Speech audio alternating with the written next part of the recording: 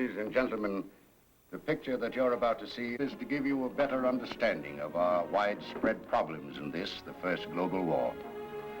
And to you who work in our factories and on our farms, to every man and woman on our vast home front, let it also serve as a warning. Through your efforts, just as much as through the efforts of our armed forces, the tide of battle has turned here and there during the last few months. But on the strength of an occasional local victory, let's not put down our wrenches and our hammers, or neglect the buying of even one war saving stamp in the thought that, after all, this will be a fairly short and easy war. For it won't. This war must be won totally, or it won't be won at all. In support of that, let's go back a few years to Germany right after the last war. With the war lost, the Kaiser fled to Holland. With trade gone, food gone, credit wiped out, probably never in history were people more disillusioned with military leadership than were the German people in 1919. Here they come!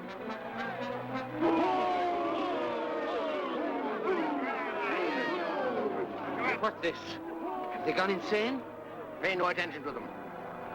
Come, follow me. Step aside, please. Now, what do you want? I'm General Kurt von Schesselmann. I guess they haven't heard. They ain't any more General. General! You see what I mean, General?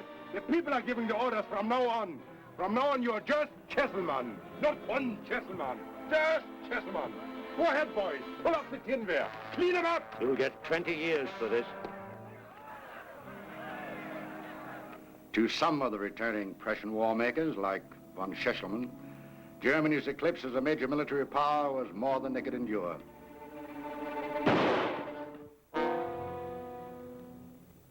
To a handful of others, world mastery, even had it been achieved, was not worth its price of Germany's 7 million maimed and dead.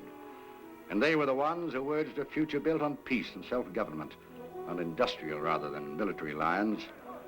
But for the most part, although returned to civilian life, to the true Prussian militarist, there was no such thing as the end of a war. With the army disbanded, Major General Karl Haushofer, for instance, had found a place as professor of geography and military science at the University of Munich. And there he was already laying the foundations for another world war. A war in which Germany could not fail because each step would be governed by science, the science of geopolitics. Suppose we define geopolitics as a science dealing with states in their relationship to space, to Lebensraum. Here's our own Reich. As we see it here, hemmed in on the west by the sea power of England, and on the east by this indeterminate zone of political and social fragments set up by the farcical Peace of Versailles, colonization, amalgamation, and conquest. In fact, all the normal avenues of expansion, ordinarily open to a vigorous population, are shut off. Now, if we accept this, Germany as a nation has already played out her brief part in world history. And from this day forward, her course will be one of decline. Fortunately, however, as geopoliticians, we are not compelled to accept such a gloomy, limited view. For the moment, let us forget old-fashioned geography. Let us also forget all national boundaries. National boundaries are man-made and can be altered by man.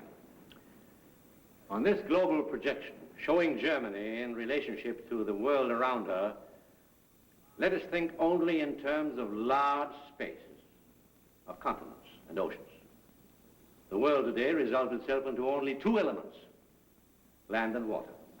78% water and 22% land.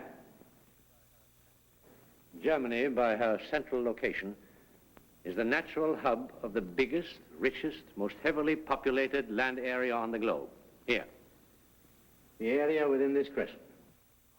Britain, by reason of her strong navy and power of blockade, is able to deprive us of our place in the sun. I promise you, gentlemen, that this domination of a land power by a sea power cannot be permanently maintained. No virile nation will remain hemmed in, believe me.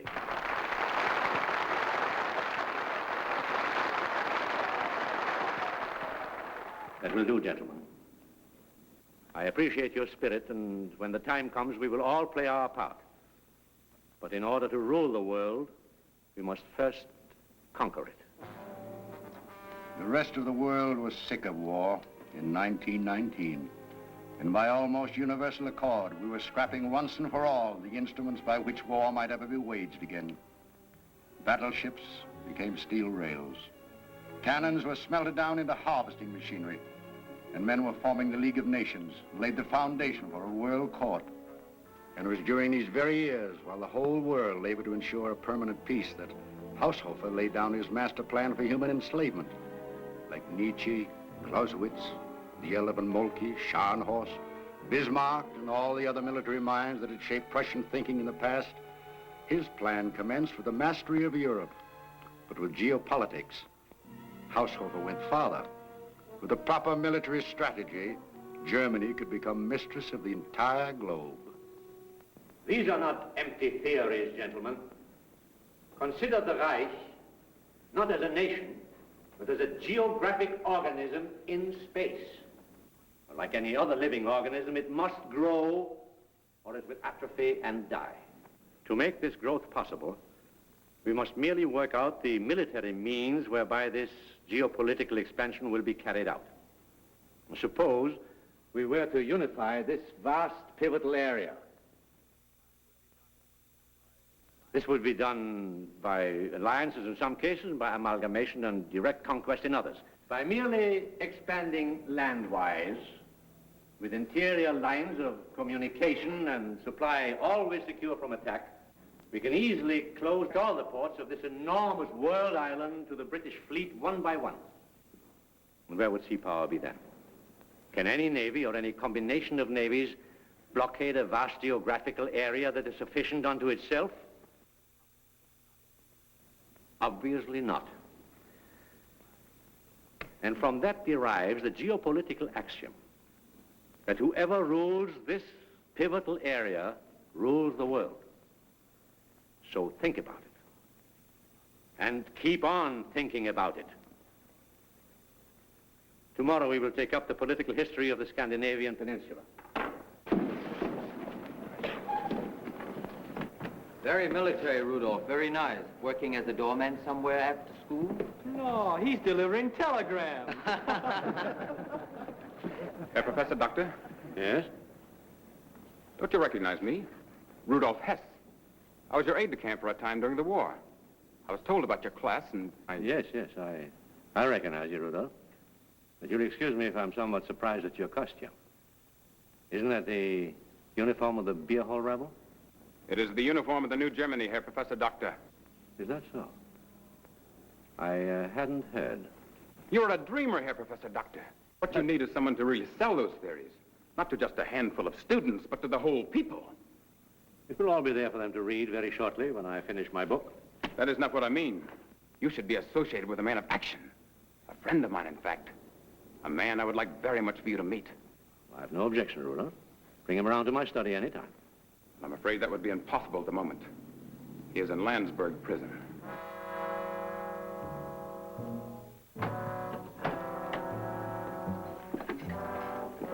You have 15 minutes. This is the gentleman I wrote you about, mein Führer. Major General Professor Dr. Karl Haushofer, the University of Munich.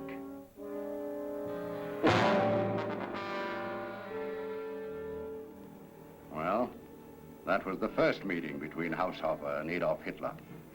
In 1933, the author of Mein Kampf, one-time Schicklgruber with a funny little mustache, was made Chancellor of the Reich.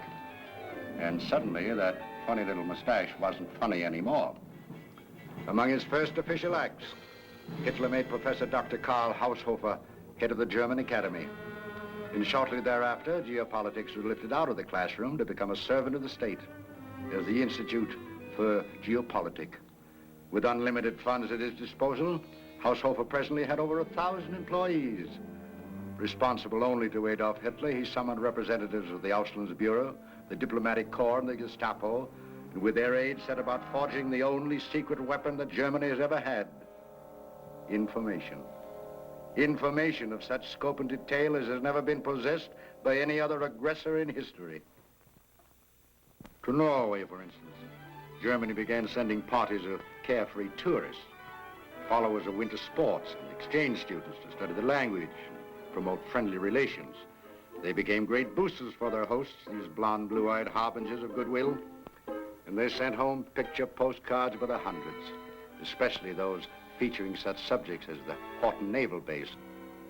At the same time, in South America, sailors ashore from German tramp steamers began sending home the latest rainfall statistics for the Andean Plateau. Now, this was not espionage, mind you. And what was to keep a German baker in Wisconsin from mailing home the city directories of Milwaukee and St. Paul? Or a party of German archaeologists in Egypt from gathering information on desert sandstorms? Or German athletes from sending innocent photographs of their participation in the Olympic Games? For 6 years into the mail sorting room in the Institute, thousands of native Germans abroad poured a stream of seemingly trivial facts and figures, railroad timetables, steamship sailing schedules, newspapers, magazines, chambers of commerce bulletins. For more specialized information, of course, Haushofer did not rely on the mails. Reports on the progress of Quislings, on the Sudeten Deutsches Group, on the Kagolards, the Silver Shirts, the Gold Shirts, and the Ku Klux Klans were sent to him in the sealed pouches of diplomatic couriers. German embassy attaches took full advantage of their diplomatic immunity on their frequent trips home. At this point, on the diplomatic front, Germany made every effort to lull England and France into a false sense of security. It was this careful fostering of the attitude of appeasement that allowed Hitler's troops to march unopposed into the Rhineland in 1936, into Austria in 1938, Czechoslovakia in 1939. By September of that year, Haushofer felt that Germany had become strong enough so that it no longer mattered whether England and France might try to stand in his way or not. At daybreak on September 3rd, against the advice of his still conservative general staff, Hitler's birds of destruction rolled heavy with death down their runways and thundered out over the Polish border.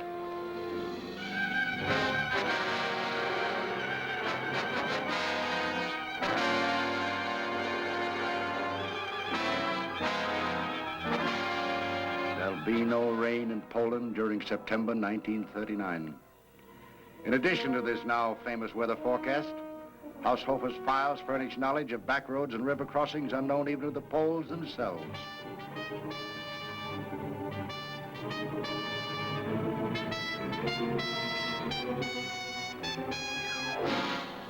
Now, at last, on the map of Europe, the prophet of geopolitics will begin to see his world island taking shape. Poland, next Denmark, Norway, then Luxembourg, Holland, Belgium, France. In Norway, when Haushofer's exchange students returned with bayonets, they had a military band playing in the streets of Oslo before half the population knew there'd been an invasion. In Holland, German parachutists knew the way to every gate and spillway by which the Dutch would have flooded the lowlands. And from Berlin, Nazi propagandists lost no time in informing the staggered Dutch to this effect. People soon lose the will to resist if they can be convinced that resistance is already too late.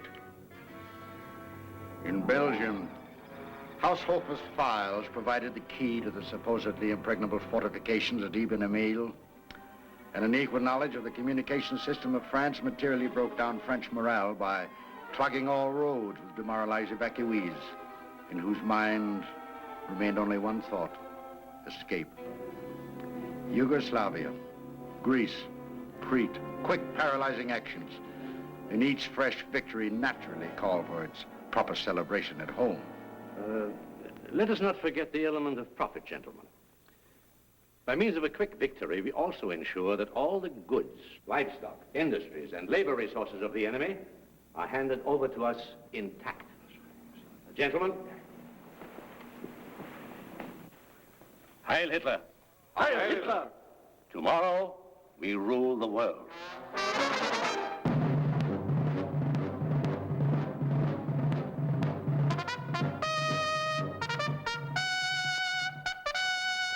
Attention! Attention, everyone! We interrupt this program with a very important announcement. For over a year now, our leader has strained every resource and patience to maintain friendship with the treacherous Russian Bolsheviks, who have pretended to be our allies while preparing to knife us in the back. Today, this patience has come to an end. our troops are in contact with the enemy. We shall be in Moscow in 3 weeks. Moscow in 3 weeks. Haushofer believed it. Hitler believed it. By now, the whole world believed it. All but the Russians. For the first time in Russia, Hitler's mechanized division and Haushofer's geopolitics met an adversary neither handicapped by antiquated or inferior weapons, hamstrung by fifth columnists and demoralized by panic. The Russians could take it. They could also dish it out. The 3 weeks became 6 weeks. 6 weeks became 6 months. And here and there in newsreel theaters, all around the world began appearing shots of German prisoners, shots of heretofore invincible stormtroops stiffening along Russian roads. These were embarrassments the sage of Munich had not expected. He had not expected, moreover, aid to the Allies in the form of a fantastic, uneconomic American proposition called Lend-Lease. Suddenly, Haushofer had reason to be thankful that in his plan to make Germany world dominant, he had not overlooked the Japanese. The Japanese, too, were geopoliticians in their way. By inspiring Japan's attack on Pearl Harbor, Haushofer at last revealed his design for world conquest. It was there, on the map, for the most rabid isolationist to see in its full global proportions. In the Eastern Hemisphere, a junction between Germany and Japan would mean the strangling of Russia, the isolation of China, and permanent loss to the Allies of the lifeline of Suez. And on the other side of the globe, we in the Western Hemisphere found ourselves confronted by 2 sets of pincers, one east and one west. And now we come to the present and the future. Haushofer's plan for human enslavement is unquestionably the most elaborate and dangerous blueprint for destruction ever devised. But there are 2 factors, however, he failed to take into account. He failed miserably, first of all, to estimate the tenacity with which men the world over would cling to the scrap of ground on which they happen to have been born. In this, Italy misjudged the Greeks, Germany misjudged the Russians, and Japan misjudged the Chinese. Haushofer failed, moreover, in taking for granted that territories once overwhelmed and conquered would remain overwhelmed and conquered.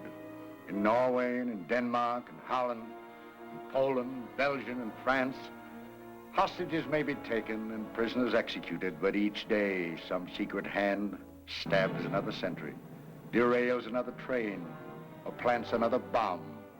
So, in devising his plan, Haushofer's biggest mistake was his failure to realize that any long-range plan, even for conquering the world, becomes, in time and of its own nature, frozen.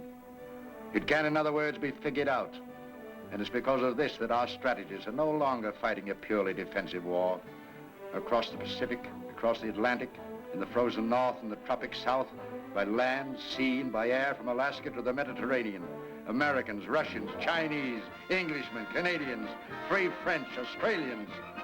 Day after day on a dozen fronts, we of the United Nations are slashing at the tentacles of the geopolitical octopus with a brand of geopolitics of our own. There's no question now about the final outcome of the war. We've always had the courage and the determination, but we're now getting the arms and the equipment with which liberty and security and decency will be restored to all free men. But the war can be prolonged, not by our fighting forces in the field, but by us here at home. Mussolini allowed the conquest of Ethiopia to go to his head. Hitler did a hop, skip, and a jump at the fall of France. And Haushofer broke out his best Rhine wine. And just as prematurely, Tokyo celebrated the fall of Bataan. Let's not make these same mistakes of overconfidence ourselves. Instead, let's keep as our watchword the conclusion of an address to American youth by President Roosevelt. You young Americans today are conducting yourselves in a manner that is worthy of the highest, proudest traditions of our nation. And what is more, you know why you are fighting. We of the United Nations have the technical means, the physical resources, and most of all, the adventurous courage and vision and skill that are needed to build and sustain the kind of world order which alone can justify the tremendous sacrifices now being made by our youth. But we must keep at it. We must never relax, never falter, never fear, and we must keep at it together. Only on those bold terms can this total war result in total victory.